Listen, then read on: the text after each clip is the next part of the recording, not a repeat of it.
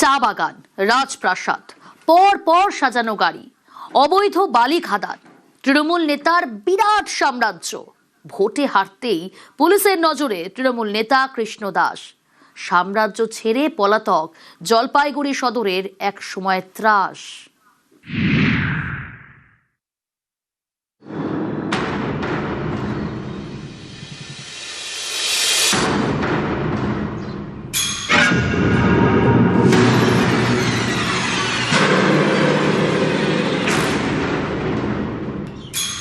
ধবধবে সাদা বিরাট বাড়ি, কয়েক বিঘা জমির ওপর একেবারে রাজপ্রাসাদ। গ্যারাজে দাঁড়িয়ে 19টা গাড়ি, রয়েছে বেশ কয়েকটি বাইক। বাড়ির পেছনে চা বাগান। এসবই জলপাইগুড়ি সদর ব্লকের তৃণমূল নেতা কৃষ্ণ দাসের। 4 মে ভোটের রেজাল্ট বেরোয়, তারপর দিন অর্থাৎ 5 মে থেকে কৃষ্ণ দাস বেপাত্তা। 2011-এ তৃণমূল ক্ষমতায় আসার পর ঘাসফুল শিবিরে নাম লেখান কৃষ্ণ দাস। প্রথমে পঞ্চায়েত সদস্য হন, 2018-এ হন পঞ্চায়েত প্রধান। স্থানীয়দের দাবি এরপর থেকেই ফুলে ফেঁপে ওঠেন। এবার জলপাইগুড়ি আসন থেকে তৃণমূলের টিকিটে লড়ে হেরে যান। তৃণমূল নেতা কৃষ্ণ দাসের বিরুদ্ধে একাধিক অভিযোগ: তিস্তার চর কেটে বালি পাচার, মাটি পাচার, জমি দখল, তোলাবাজি।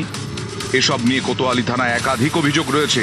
স্থানীয়দের দাবি পুলিশ এতদিন কোনো পদক্ষেপ করেনি। ভোটে হেরে গিয়ে বিজেপি কর্মীদের কৃষ্ণ দাস মারধর করেন বলেও অভিযোগ। কোতোয়ালি থানায় অভিযোগ জমা পড়ে, তারপর থেকেই তৃণমূল নেতা বেপাত্তা।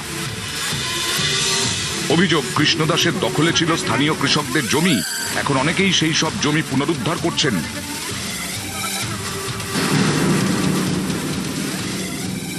রণজিৎ দাস এবং ওর সঙ্গভঙ্গ নিয়ে জমিটা 3 বছর আগে আমার দখল করে রেখেছিল।